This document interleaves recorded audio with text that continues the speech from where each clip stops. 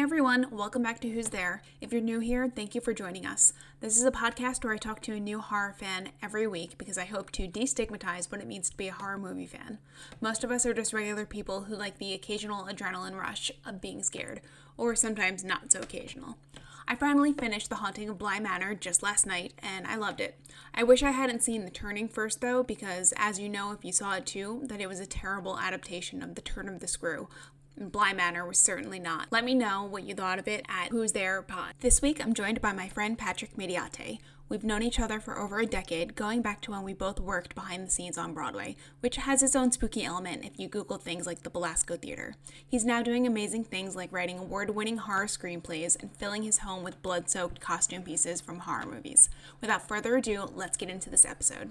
Hey Patrick, how are you? Hey Allison, how you doing? I'm good. Thanks for being here. For all the listeners out there, do you want to tell them a little bit about yourself? Sure. Yeah, a writer, producer, screenwriter, and I love horror movies. So which is probably why I'm here. I've been in the film, TV, online, content business for quite some time now, maybe over 15 years. Worked on Broadway. That's where, as you mentioned, we met, Allison. And yeah, I'm sure you'll ask questions about this, but I just finished a screenplay, which is doing a feature-length horror screenplay, which is doing quite well. And yeah, working away on more screenplays and writing away during this crazy time of quarantine. So yeah, it's a little bit about me. Awesome. So first things first, what's your favorite scary movie? Oh man, my favorite scary movie. This is a tough one. I think I know everybody always asks what's your favorite. It's a cross between Evil Dead, which has just terrified me as a kid, and a movie called Freaks. It's an old movie from, I believe, the 30s, black and white movie. It's absolutely terrifying. Wow, I've never heard of Freaks before. Can we stream it anywhere? Yeah, I mean, it's pretty well known. I think you could you could definitely stream it on the major streaming sites. I don't know if it's like Netflix based or anything like that, but Amazon and all of those sites should have it. It's definitely a classic horror movie, and everybody should check it out. It's really scary. Awesome. Do you remember how old you were when you watched your first horror movie? Yeah, definitely. I have to say, I was probably like a little too young. I was probably in like 11 or 12 when I watched my first horror movie that really scared the crap out of me. I remember Evil Dead came on the Sci-Fi channel at that time when I was a kid in bed, and it came on at like midnight, and it scared the bejesus out of me. I was literally paralyzed with fear in my bed when I was watching this movie. And it scared the crap out of me. Does it still scare the crap out of you? It's funny. Like, I think the more you watch scary movies, like it has to be really, really, really dark and different and unique to really scare me. I think like now those movies when I was a kid don't scare me as much anymore. I think what scares me more now are like the semi-true life things like paranormal investigation shows and, documentaries of real life hauntings or books. Those really do still affect me today. What was the last truly scary horror movie that you saw? Yikes. I was scared in a different way by like a Midsummer type movie, like Hereditary or Midsummer, both Ari Aster movies, but both of them scared me in a different kind of like disturbing way, in a human nature kind of like dark, symbolic, deep, scary way. So I would say like, yeah, I mean, Midsummer is a more recent. So I would say that scared me Yeah, that was definitely an intense movie. for sure. I haven't watched it since I saw it in theaters. It was definitely unique. Yeah, it's the, like I said, it's the human like nature quality of the scares. Like it's not just like something jumps out of somewhere or there's a ghost. It's like actually drawn on real psychological fears or the way humans interact with each other. I think that's like another deep rooted different type of horror. So, why do you think that people who seem perfectly sane love this genre? That's a really, really interesting question. I really think, like, for me at least, it was like something when I was a kid, when I was I used to love Halloween and all these holidays. And like my family members used to take me to haunted houses, and I just like loved the thrill of being scared, of feeling that feeling of being scared. And not at the time as much, but as you get older, you kind of understand that like you love that feeling, and you kind of strive for things that will give you that feeling again, because it's like a rush, it's adrenaline. It's like going on a roller coaster, and just before that drop, you're gonna feel that pit of your stomach kind of feeling. And I think people who love horror really like strive for that, or really kind of look for that connection in something calling back to when they were younger. At least for me. I don't know. What about you? Yeah, I think I love the adrenaline rush of it. And Yeah, I love knowing that it's only a movie and it's not real. Even if it is based on a true story, it's not real at that moment. for sure, for sure.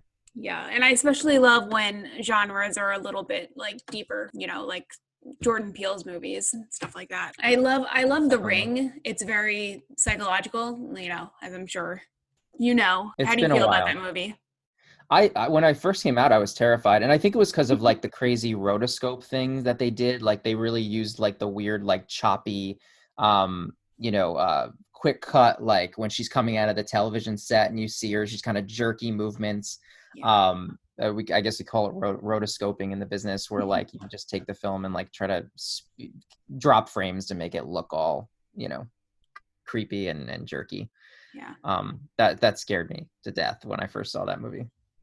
Yeah, I think it's been a question in our horror movie trivia games that the director actually shot her walking out of the TV. He shot that back with her walking backwards, and then just changed the film or how the film was running. Yeah, that is really cool.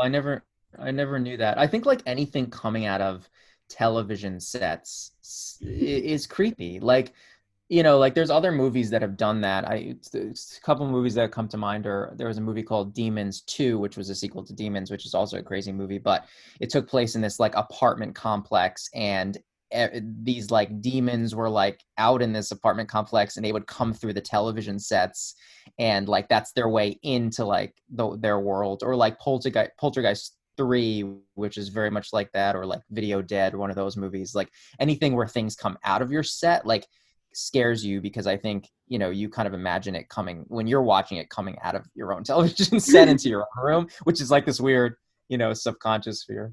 So you've already mentioned Ari Aster. Do you have any other horror directors that you really like? Yeah, it's a really good question. Really tough. Like I mean a lot of people say like Eli Roth and them, but I think that's a different type of horror. Like Eli Roth's directing, it's more like in your face, gory. I am a huge Romero fan. I think like George Romero invented an amazing genre. I recently rewatched the new restoration of Night of the Living Dead that Criterion put out, which is just absolutely incredible. But it really, Criterion is, I don't know if you know much about Criterion, but like Criterion, like they honor like really good quality movies that have a reason for existing, or have like brought the genre to another level, or brought the film business or industry as a whole to another level.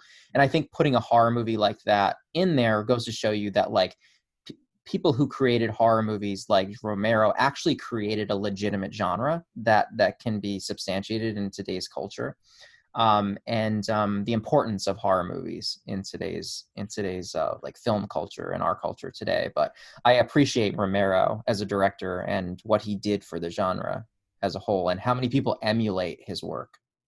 Yeah, definitely. That's a great answer. What would the horror genre be like today without zombies? For sure. I mean, it'd be no, I mean, exactly. It would be pretty boring, and there would definitely be a huge gap. Yeah. Aside from the Romero zombie movies, do you have another favorite zombie movie from another director? Um, I love like zombie movies are cool. I think the zombie genre as a whole is getting a little overplayed. I think, and I guess we'll get into talking about my script, but I was inspired from a kind of true life zombie movie called Serpent in the Rainbow, which was a Wes Craven movie. You and I we met Wes Craven together. I don't know if you're Ooh, fans now, but yeah, we do. We it did. was so much fun. But he was Serpent in the Rainbow is a Wes Craven movie, but it's actually about a guy who goes to Haiti to actually uncover like the truth about real zombies, and that stuff scares me as well. Like, because this zombie culture is a real thing. It's a belief, and it actually exists, and there's some really weird and crazy, scary truths to it that I uncovered, while I was working on my screenplay. Yeah, had totally forgotten that we saw Wes Craven together. Yeah. Back at the New York Times building. I think it was October 2010. It was right before Scream 4 came out. Oh my Um, God, 10 yeah, years ago? it was That so was, long ago. gee. May he Oh rest my in God. peace. Yeah, and you Yeah. brought those photos. So I have that photo of Nev Campbell from Scream signed by him. It's in a frame somewhere, but it's not hung up yet. That's awesome. Yeah, that was a really great moment in my life, like meeting him. He's another, speaking of horror directors, he's just he has his hit or misses, or had his hit or misses toward the end of his career, but like as a person who propelled the genre, I think Wes Craven is up there. Yeah, definitely. What would the genre be like with had Scream not rebooted the genre in the 90s? Yeah, your favorite, Scream 4, which we've talked about a million times, which we So saw together as well. wait, did we? We didn't see it together, did we? I think we saw Scream 4 together. Yes, we did, in Kips Bay. Oh, maybe we did. I don't Was it remember. I don't Scream 3 or remember. Scream 4? I think it was Scream 4. Yeah, Scream 3 came out in 2000. We didn't know Yeah, each it other. was too long ago. Yeah. So now you've talked about it a couple of times. You wrote a script for a horror movie called Soul Passage that's been winning all kinds of awards. So tell us all about that. Yeah, absolutely. I mean, Soul Passage, it's crazy with the life of a screenplay, but like it has literally, um, taken me, I think, like I would say maybe 10 years to bring it to life, to the state it's in, to get it to a point where like it's winning awards. I found an article back, when we first met back in probably 2010, 9 or 10 or something like that, about a guy whose sister went missing in Haiti, and he had to like search for her, and he went deep into like the zombie voodoo underground looking for his sister, and each place he went led to another place, and they'd say, well, she's at this place or she's at this place, and the long and short of it was that she had been like sold into this like zombie Haitian voodoo trade, where like she became a zombie, and then she was owned by like all these different people who would pass her to different people. And I read this article, it was like in Men's Health or something, and it was really terrifying. Like the thought of a family member like being abducted by someone and being forced into like some sort of voodoo like weird slave trade is scary. I mean, right? Like, it's Yeah, like a well, I have to say, if I had $1 for every time I heard that somebody's sister got abducted into the zombie slave trade, I could a bigger apartment. Well, I mean, it's funny, but it's terrifying. Like, so I figured, you know what? I mean, it took place in Haiti, and it was like this true story, and it was really eerie to read. And they never found her, by the way. He like is still looking for her until this day. And it like led him to some tomb where she was supposed to be in eventually, and then they opened the tomb, and she was like not there. There was no one in the tomb. So it's like this like kind of symbolic thing where like it just continues. Like she's just continuing to be traded to all these different people. She could be alive, so on and so forth. So I said, I love this idea. What if I really kind of brought it home and made it a suburban town where a girl is kidnapped, and she's actually ends up being,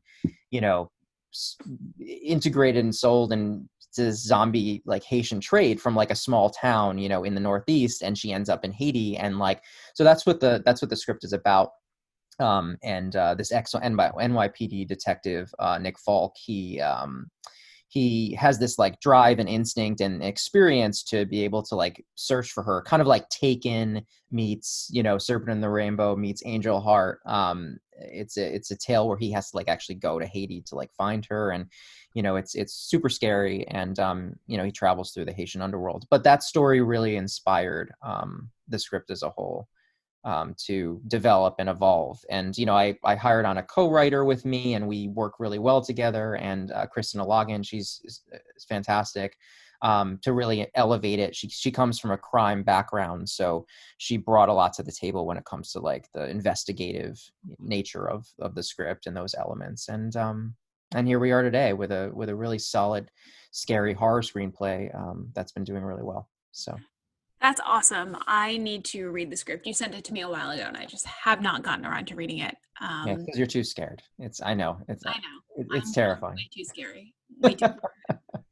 Can you tell us which awards it's won so far? A lot. The big ones we placed in Screencraft Horror, which is a huge horror screenplay festival type contest. Austin Film Festival, we placed as second rounders there, which was really big for us. The Creative World Awards, Fade In, and as far as like horror based festivals, we've been doing extremely well. We won the New Orleans Horror Film Festival. We recently won the Mile High Horror Film Festival. And we also won the Magic of Horror and a few others, which were really great for us, and really meant a lot to us because we follow those festivals, and they're really huge in the horror community. That is great. I'm really, really happy for you. So if you could pick any actor to play the lead NYPD detective in your movie, who would it be? We always had in mind for the script to play this particular detective, and I know it's a little unconventional, but as far as his sensibilities, and we needed a character who was not only like a dogged, like hard-nosed kind of detective type, but also someone who had this compassion and also could be a dad and also had like a little bit of a wry sense of humor.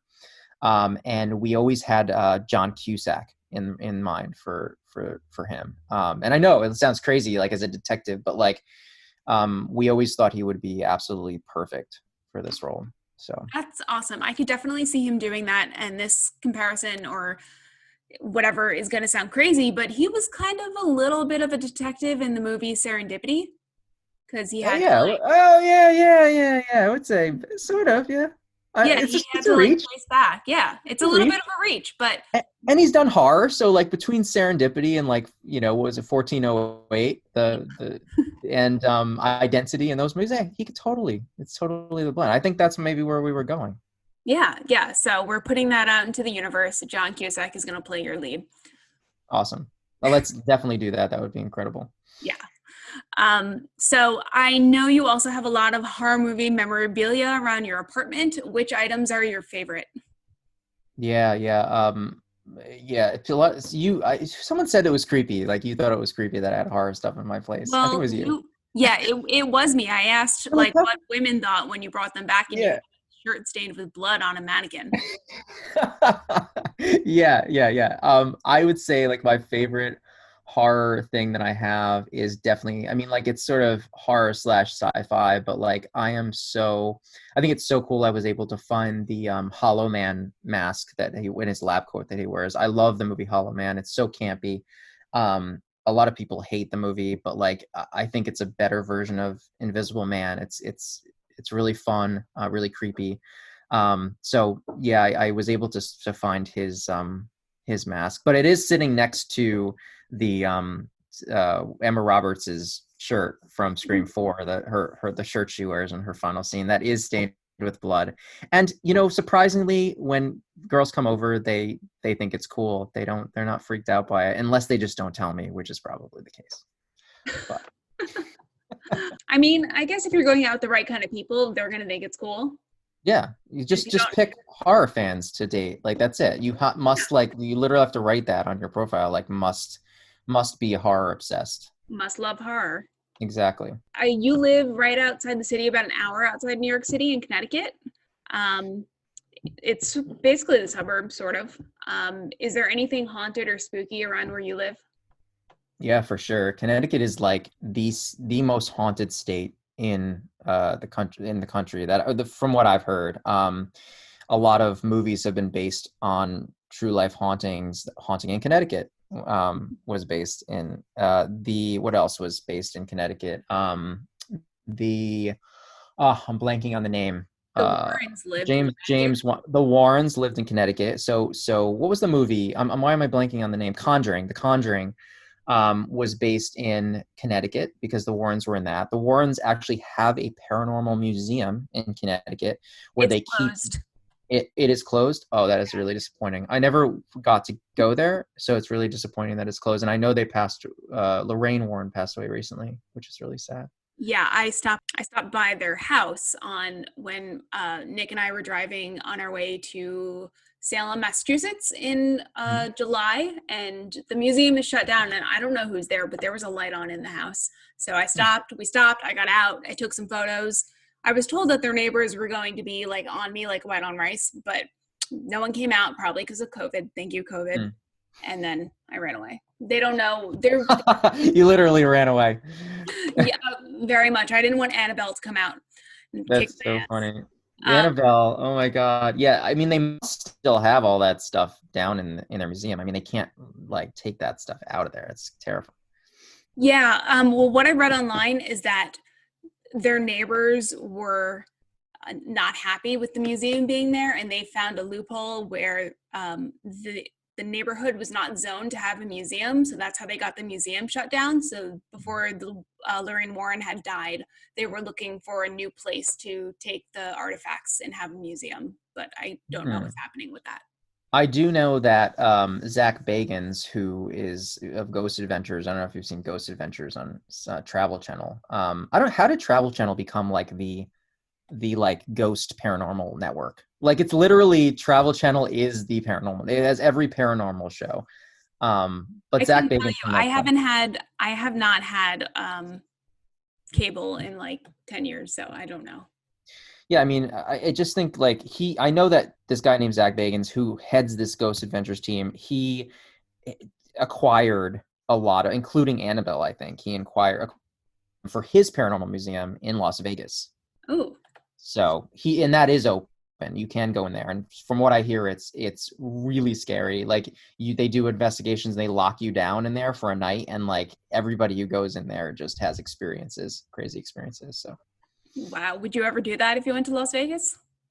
I would absolutely. I was in Vegas like maybe a year or so ago, and I didn't know about it. It was there, but nobody told me about it, and I'm so mad that I didn't get to go see it. But next time I'm there, definitely. Yeah. So there was an article that came out a couple of months ago saying that horror fans are handling lockdown better. Why do you think that is? Because we've seen it all. Like we've seen the crazy, scariest things. I mean, I don't know. I think like eh, I think maybe because horror fans like look at the quarantine as a horror movie in itself and maybe can justify it as part of their like alternate reality or something. I mean, like that's like the first thing I said when was really getting under the way. I'm like, this is a great horror movie. We should write. How many horror, screenplays are going to come out about quarantine after this is all over? You're going to see like 500 horror movies about quarantine in like all these different ways once this thing is all said and done with. I hope so. I hope some great movies come out of this. I don't know. On my last episode, I was talking about Ari Aster to one of my friends, and I was like, I wonder what quarantine will have done to his mind if Hereditary and Midsommar are what we get when he's not locked up by That's himself. a really good point. Like, what's going to happen to like Eli Roth's mind, and all these people's minds once they're actually like set free in quarantine? There was didn't Eli Roth recently do some sort of experiment? I feel like I saw this experiment he did about like trying to figure out if people who love horror movies had this special gene that serial killers had. And he did this test, and he found that people that did like he himself, as a horror director, had this gene that like had serial killer tendencies. It's like this one part of the brain or something. It was bizarre. I mean, seek it out. I don't know if your fans that listen to this have seen it but it's definitely out there. I will try to find it, and then I'll put it in the show notes because I Yeah, haven't for seen that. sure. Have you seen the movies Quarantine or Wreck? Yeah, they're both I believe they're both like found footage movies, right? Mhm. Yeah, I saw them both. I know Wreck like had like Wreck 2, 3, 4, like there was like a million Wrecks. And Quarantine had another sequel or something. But the first ones were really fun. I love found footage movies. I don't know about you, but Yeah, I do. I like them a lot. When this first started, I think I bought the box set of the Paranormal Activity movies. So nice. yeah, I like those. How do you feel about all those sequels? Do you think they like go off the deep end at some point? I mean, I think like the like vehicle for those movies gets old after a while. I mean, like there's only so many ways that you can like reinvent the wheel, with the same kind of premise. Yeah. Um, I think like how I hope found footage movies progress is that like they become a little bit more like realistic. Like the best thing about the most famous found footage movie, Blair Witch Project, was who you should get on your show, Heather Donahue, who I know. I can reach out to her if you Yeah, ever want her on definitely. this show. Yeah, She definitely. would be so much fun to interview, right? Oh, yep. So she like what she did with Blair Witch Project in the first found footage movie ever, as far as I know, was so scary. I remember like going on websites. I don't know if you remember that time I where do. I remember. I love you that remember that? marketing I went campaign. on like Earthlink browser and Yes. like I like would open up this web page and it was like listen to like the sounds of like the tapes of the Blair Witch thing, and it like they really built up your attention. It was like the first marketing for a found footage movie of that type. Yeah, it And was. it I loved really, yeah, it built up your anticipation to see it. And then when it finally came out, we were terrified. Like we were scared before we even got in the theater. I was scared of this thing, and we didn't know what to expect. I remember seeing it was like 4:3 aspect ratio. It was like it was like full screen and this big screen. It was like all shaky, and it was really like a scary experience from start to finish. Um, I really have good memories of being a kid and like going through the Blair Witch Project phenomenon. I have good memories of going through the phenomenon, meaning the marketing campaign leading up to it, and the Earthlink website.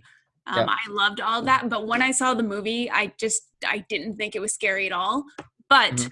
I did just recently at Housing Works pick up a used version of the Blair Witch Project, so I'm going to Mhm. rewatch it and see if I feel any differently about it. Yeah, for sure. I mean, I think to your point when we were talking earlier about like revisiting horror movies that scared you as when you were younger, like I always love doing that and seeing like, will this still scare me? Like, what is this? How does this hold up? All these years later. Yeah, I did that with Poltergeist a couple months back. It did not scare me. I thought Poltergeist No. was ridiculous. It But is, Poltergeist like might not scare me, but like it is a well-made movie. Like it's a well put together horror movie. Like it's cinematically too. It's like it has a really unique feel about it, like that Spielberg feel, which is a whole other, we can go on about that. Like Spielberg, like some people say he directed it, not Toby Hooper, and all this stuff. It's like this whole controversy yeah, around. I've heard about that before on another podcast. I can't remember which one. Oh, I think it was the podcast Saw Something Scary because they recently reviewed or talked about the movie Poltergeist. So they talked about Yeah. that. Do you have anything to add to that? Who do you think directed it?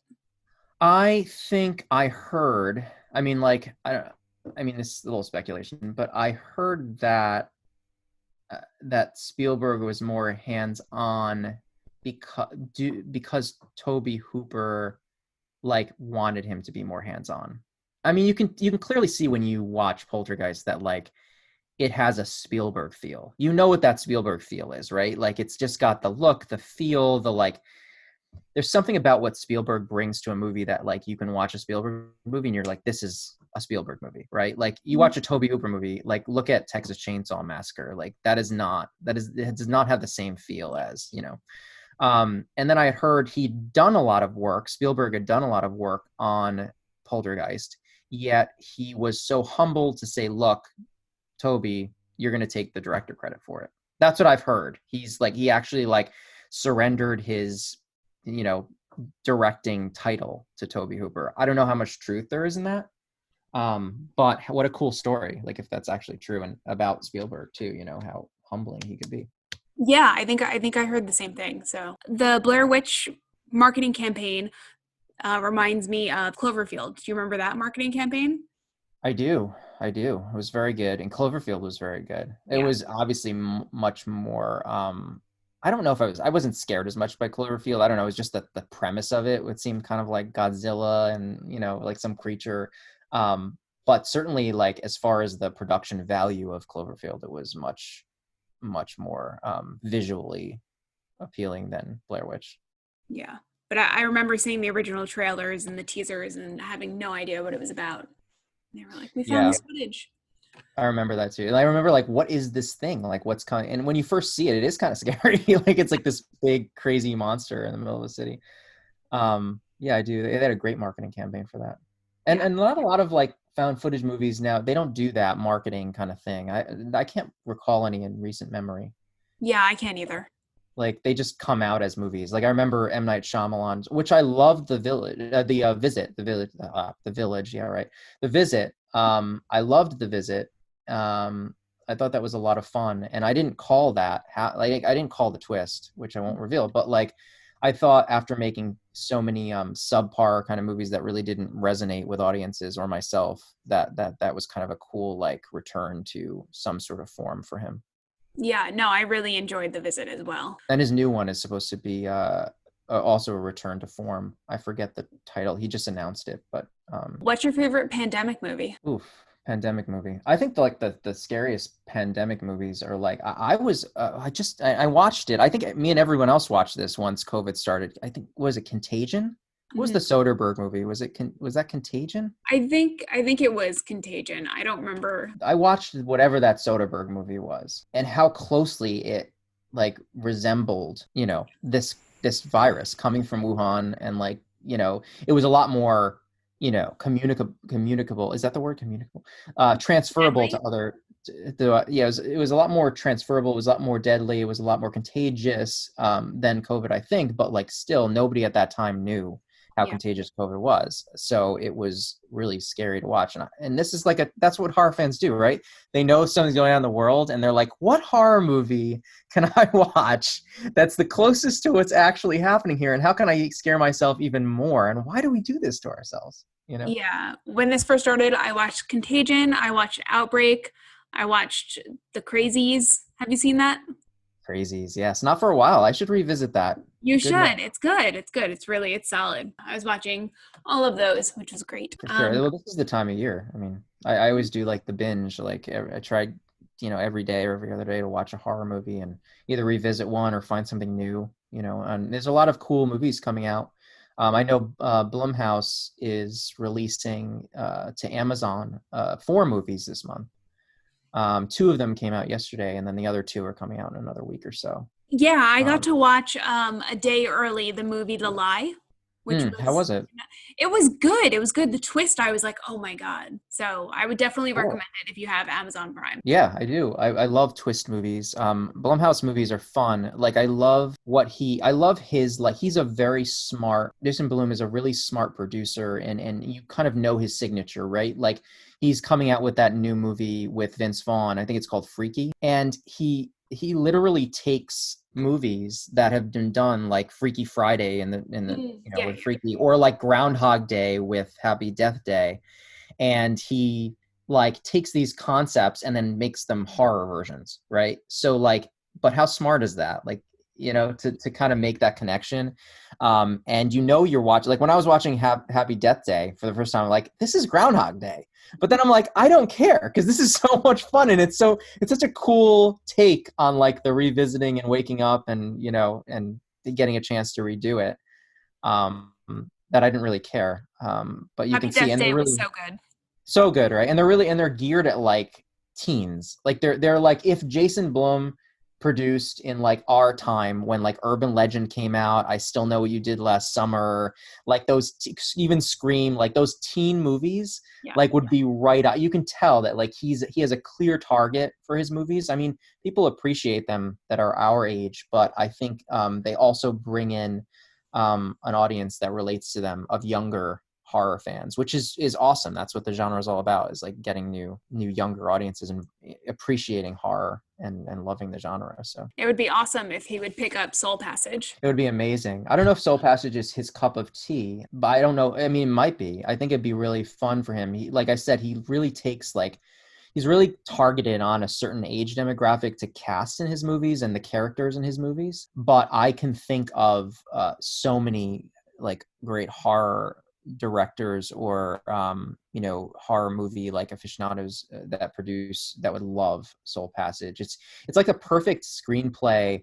And I don't want to toot my own horn, but it's like I love like things that blend different genres. Like it's a little adventure, it's a little thriller, it's a little horror, and you go on a journey. Like I love movies that take me on a journey. So I'm like, I start at one place and I take this ride, right? And by the end of the movie, you're like, wow, I just like went on like a trip. Like I just experienced something. And I went on a journey and an adventure, and I'm back where I am, and it like transports you out of your own space and out of your own room. So that's what I loved about writing it, and that's what I think will catch on with a lot of people, and have caught on with a lot of people who've appreciated it. Awesome. Yeah, you have to toot your own horn because no one else will if you won't. That's true. It's super hard to like, I think as a screenwriter and like an up and coming screenwriter that like wants to focus on the horror genre, it's hard, and talking to also other screenwriters, like to really to break in, to get to that level of you got to get a manager and a representation, and then that person will vouch for you, and then they send it to the producers, and if you send it to the producer and the manager didn't, then they don't think you're true screenwriter. So it's like this whole process that's like the cart before the horse.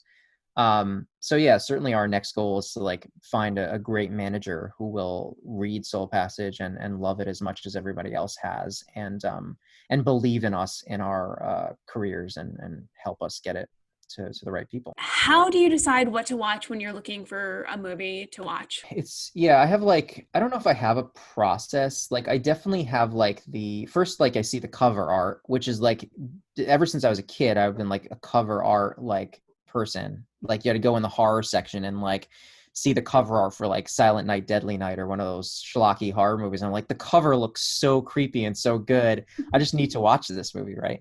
So it starts with the cover art on Netflix when I'm searching through the Netflix and see a cover. And then I'll like watch the preview of the movie. And if it looks like something that has like decent character development, I can kind of weed out if the movie's not going to be like engaging and I'm gonna lose it after a little bit.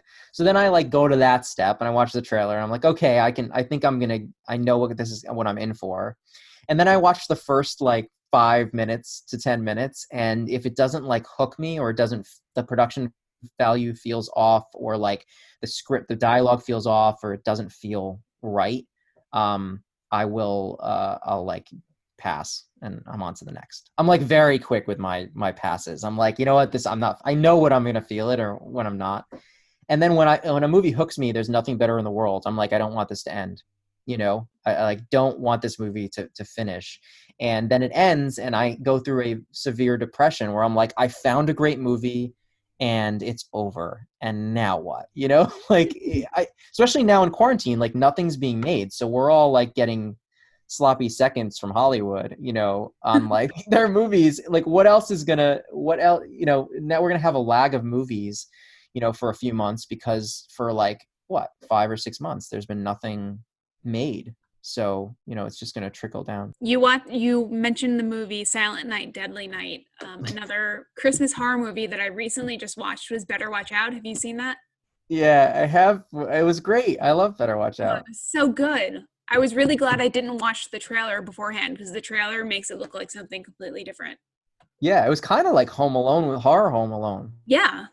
Yeah. Like a little bit. With like a little bit of a twist, or a lot of bit of a twist. A lot of it, yeah. What a fun movie. I got to revisit that one too. Like I feel like there's these weird speaking of that movie, there's these weird like, and Silent Night, Deadly Night, there's this weird cross genre of like Christmas and horror, that you don't know, should I watch it during Halloween season or should I watch it during Christmas? And like, I think the first thing that started that was like Nightmare Before Yes, I Christmas. was And it's like, just about to say that. right, when do you watch that movie? Is it, and it's this whole debate. Is it like a horror movie, or, do you watch it now or do you watch it in Christmas? I think for everyone, at least for me, for that movie, I say it's a Halloween movie, not a Christmas movie. I don't I watch feel that. like it can be watched on either Really? in either Interesting. season. I gotta try watching it for Christmas. It's weird because Silent Night, Deadly Night, I or like Black Christmas, I could see, like, I could watch around Christmas and appreciate it. Krampus, I can only watch around Christmas for some reason. I've never I seen don't see it. Krampus, I but it's don't. on my list. Oh, it's so much fun. It's such a fun movie. But yeah, that to me, like, I like to watch it around Christmas time. You said you liked like horror thrillers. Have you seen the movie Triangle? I have seen Triangle. Yeah, I I watched that have. last night. It was You knew really when you were going to invite frustrating. me on the show that I was going to know every single movie here. This is like, I Yeah. feel like, but Triangle, I loved. I love the time warp, like the time continuum aspect of it. There's a few movies that are like that, but that one does it really, really well. Yeah, one of my friends said described it best. He loves a movie that folds into itself. Where you, Mm, I thought yes, that that's was a really really good way good. of putting it. Yeah. That's a really good way of putting it. That movie does fold into itself. I feel like the first movie that I saw that did that was one of the Nightmare on Elm Streets, the one where they go into the town, right? What was it like? Part three or part four? They go into the town, and it keeps repeating itself. Like they can't get out of the town. Like Oh, they try to get out of it, and then they just end up in the same place over and over and over. Like they take the okay. bus, and I don't remember which one it was. I think it wasn't Dream Master. I think it was the third one. I think it was the third one. It was the one after the sequel.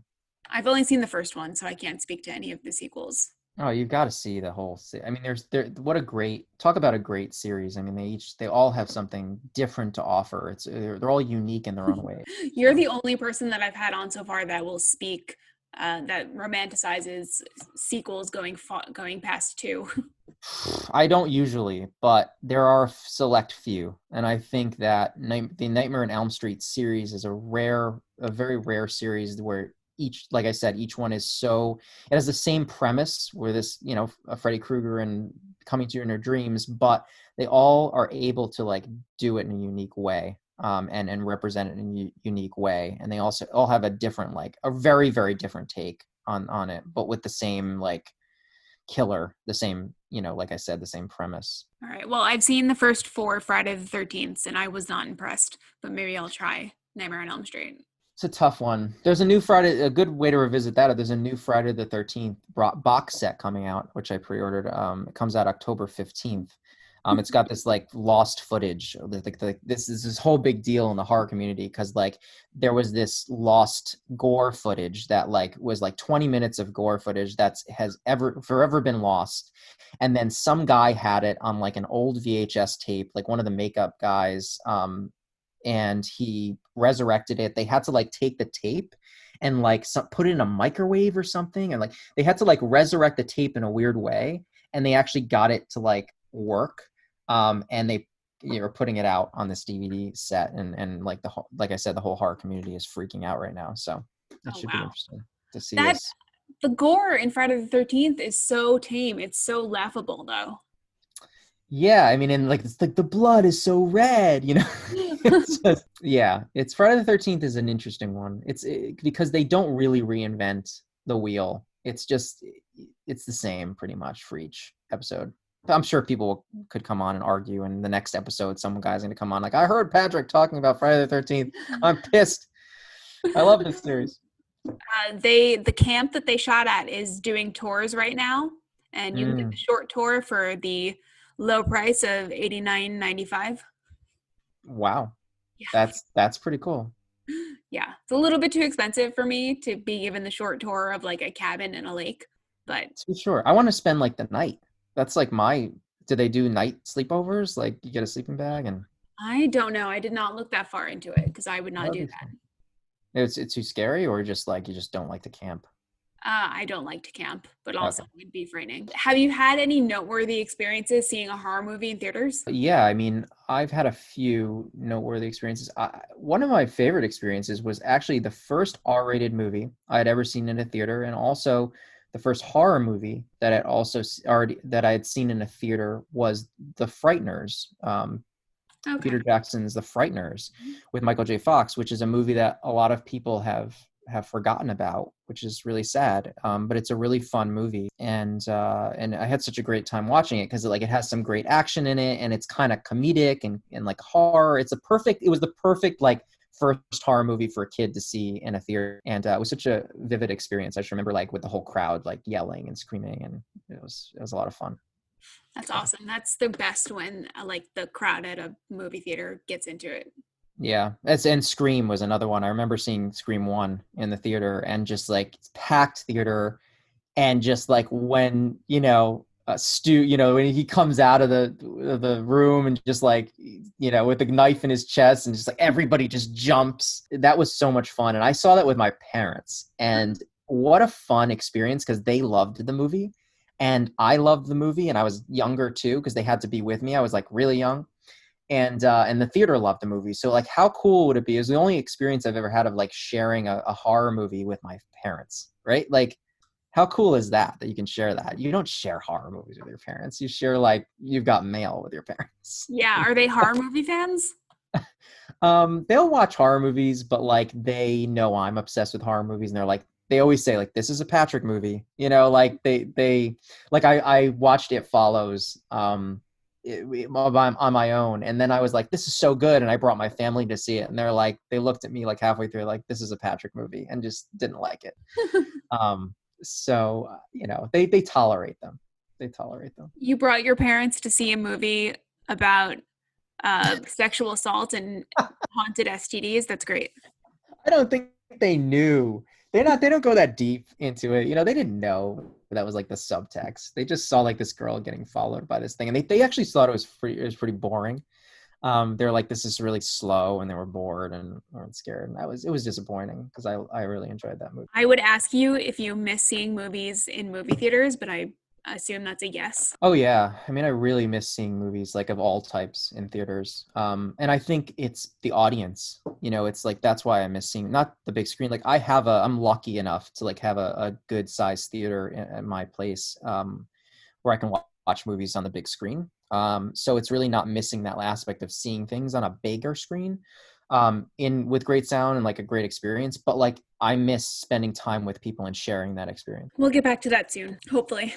I hope so. I really hope so. It's definitely that's a big downer. Like I just miss being with people in general, like and sharing experiences like that. And it's that's a big one though. Like the last movie I saw in horror movie in the theater, I can't even recall. It was probably really bad.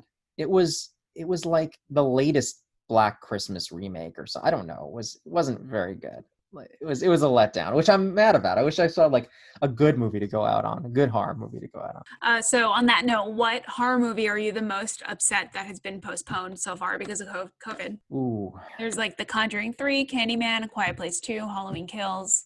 Yeah. I'm not really disappointed in the Halloween. Like I've heard good things about it, but I was a little let down by the last Halloween. I think it would be the Conjuring 3. I really enjoyed Conjuring 2. And talk about a recent movie that scared me. That movie scared me. And I didn't expect it to scare me, but like I had known a little bit about the background of the Enfield poltergeist, which if any of your listeners have the chance, go on YouTube, go down the rabbit hole and learn a little bit about the Enfield poltergeist and hear the tapes of like the possessions and stuff.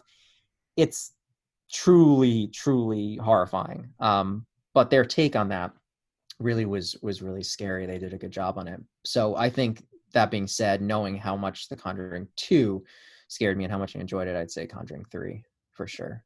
Definitely. If you listen to the podcast, the last podcast on the left, they do a 2 or 3 part series on that, on the Enfield poltergeist. It's really interesting. Ooh, I gotta listen to more podcasts. Yeah, you do. You might really like that one. They do a lot of scary stuff and like true crime. Cool. Yeah. Very cool. What is yours? What are you most looking forward to or I think mad about? It's a toss up between The Conjuring 3 and Candyman. Mm-hmm. So, Candyman, yeah. I mean, what is that? It's Jordan Peele, right? he's producing it. Yeah. Yeah. I'm interested to see any of Jordan Peele's stuff. I'm interested is the word. I think like Get Out was entertaining, um, and it had something about it that was great. But his movies, like I liked, in a way, I liked Antebellum. I thought it was a ripoff of. I don't want to like spoil the like bury the lead and spoil the twist.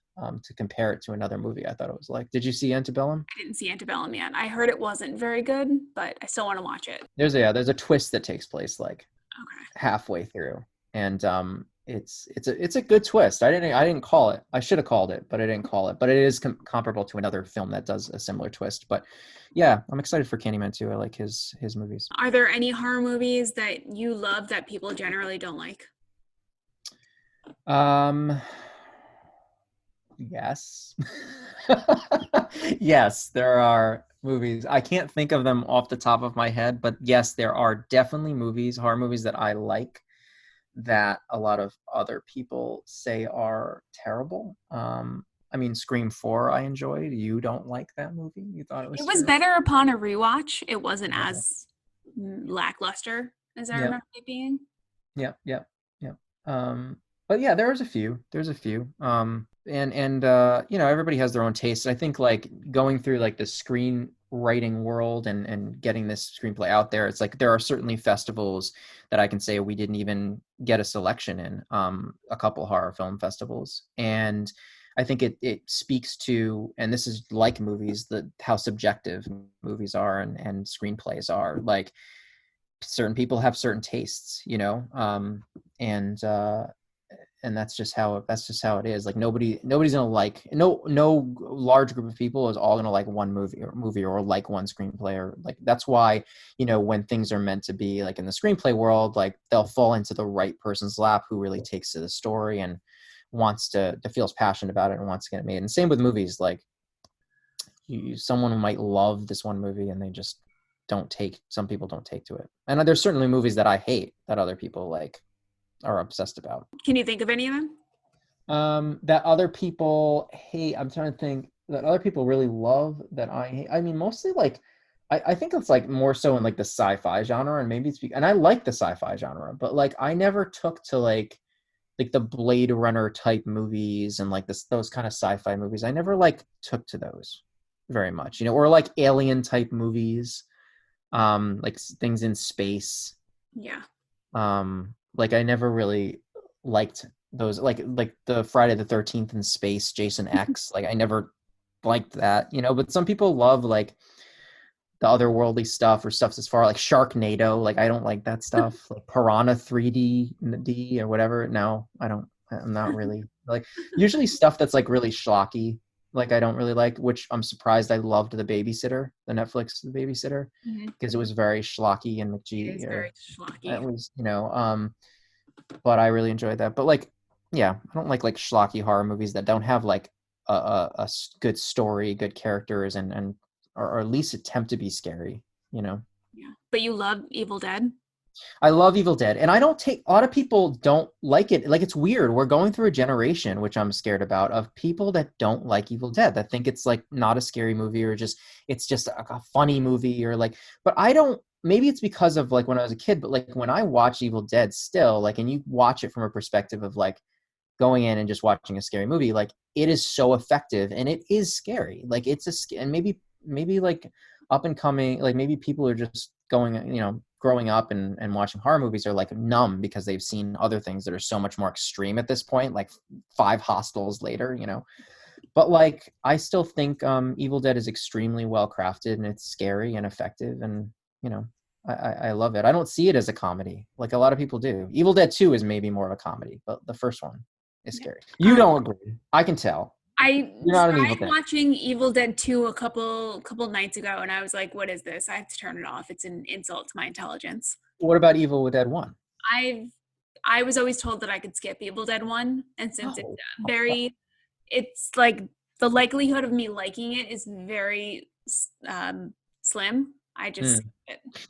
Yeah, it's possible. I mean, it's possible, like, because, like I said, you know, I think when you've seen a lot of other movies that have set bars and like Cabin Fever and this and that have like done similar things, and then you go back to Evil Dead, Yeah. you're like, well, this is stupid, right? Yeah, I think that's probably why I have these opinions about movies like Evil Dead and Halloween and Friday the 13th because I've seen like better remakes of those Yeah. already. I could see that. And now I'm glad that I was able to like go through the video store, when I was younger and pick these movies out and experience them before all this other crap came out. And get to like have that feeling of like it being awesome. And there's so obviously Evil Dead is a phenomenon. They had a series like Ash versus Evil Dead, like their fan base is rabid. It's amazing. And I think those are those people that like grew up like me who watched it first and had that, experience. So Yeah. If you could remake one horror movie, which would it be? that's a really good question. There are a few I would like to remake. Um, that's a really, really good question. I've never been asked that question before. I don't know. I'm gonna have to get back to you on that. But like, I know that I would want to remake a few, and I think like a lot of horror. I don't know if I want to remake a movie to like be exactly like that movie, like when Gus Van Sant did Psycho. Like, I wouldn't want to do that. Like, it's a good movie because it is what it is, right? Like, I wouldn't want to like remake it, but I'd love to like Reimagine? reimagine it. I'd love to reimagine it. And I think that's like, and I going back again to like the screenplay, but like I think that's what when I was younger too, I watched Serpent and the Rainbow, which is a lesser known movie right now, but it was different, right? It's a premise that like was explored and it was done in a good way, but like it could be reimagined and reinvented. So I think in some way I've already like done that in a way with Serpent and the Rainbow, taken those themes and those like that narrative and really transformed it into something else and really created something new, but that retains some of the same like feeling and the same themes and from Serpent and the Rainbow. So there's certainly movies I'd rather do that with, like reimagine them and reinvent. But nothing makes me more upset than like seeing a horror movie just totally ripped off and made again. So my last question is, if you had to spend quarantine with one horror villain, who would it be? Oof, one horror villain. A villain, or could it be like a anti-hero as well? Does it have to be like a true villain? You can go with an anti-hero. Yeah, anti-hero as well. I mean, like the first person that came to mind is like Ash from Evil Dead. Like, how cool would it be? Like, Ash is always the anti-hero because like he's been possessed so many times that he's like turned and on everyone, and like he doesn't have an arm, and like he's kind of like been gone through the ringer. Like, I would love to like be in like spend a quarantine with like Ash. He's like so cool. He's witty. He's carefree. He's fun. Like, wherever he goes, like crazy shit happens. Like, like the dead is resurrected, and you're gonna go through it. But I would love to like spend a quarantine with him, as I'm sure many other Evil Dead fans would. Not you as part of them, but others would. How Yeah. about you? That's a really, really good question too. Who would you like? What villain would you ever want to spend like quarantine with? Like a real villain? I have no idea. I should think about that because I ask everyone else that, but nobody ever asks it back to me.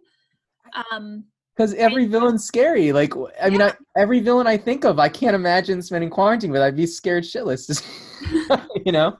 that's the hard part. I mean, if it was a true villain, it would be scary. Like, the last person I know, the last person I would want to spend quarantine with is like Pennywise.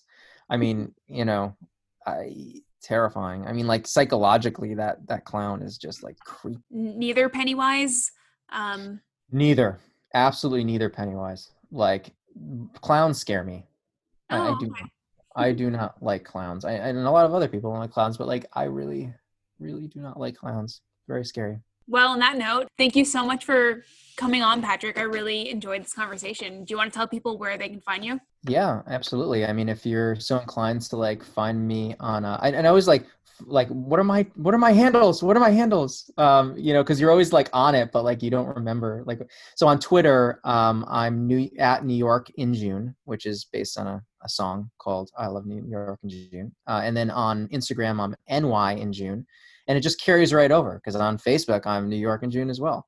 So like pretty much if you type in New York in June, you will find me. But it's one of my favorite songs, and it's from a movie called The Fisher King, which I love, which Robin Williams sings a few times, but it's part of like that movie. Have you seen Fisher King? Nope. It's not a horror movie, but it's a great movie. But yeah, that's where you can find me. I really enjoyed being on the show too. This was a lot of fun. We could like talk for another 5 hours about horror and have a great Maybe I'll time. have to have you back on in another 2 months. For sure, for sure. Invite me on when Heather Donahue comes on.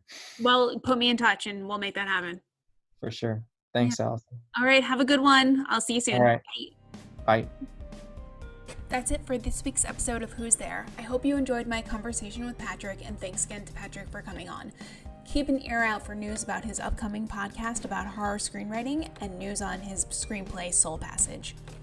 He also submitted a scary story to Jezebel's annual Scary Story contest called Class A Evidence. Stories on that site are a little hard to find, but it was submitted on October 7th, so you can sort the stories by that date and find it like that. I'll leave a link to that in the show notes. It's a really good story, and it's why I'm never ever hanging out at his house. As always, we'd really appreciate it if you could take a second to rate and review us on Apple Podcasts and subscribe to our feed wherever you listen to us. We'll shout you out on Twitter if you leave us a 5-star review. We got one recently who said she's tired that everyone loves The Shining, and we are with you. We do not like The Shining. At least Allison does not. But she knows that it's important to the genre. So we're with you, but we don't have any control over what our guests say. So thank you to everyone who's already left us a 5-star review. We really appreciate it. You can follow us on Twitter at Who's There Pod. We're on Instagram at Who's There Podcast, or you can feel free to shoot us an email at thewho'stherepod@gmail.com. If you have any questions, comments, concerns, horror movie recommendations, or you'd like to be a guest. Until next time, stay scary and wear a mask.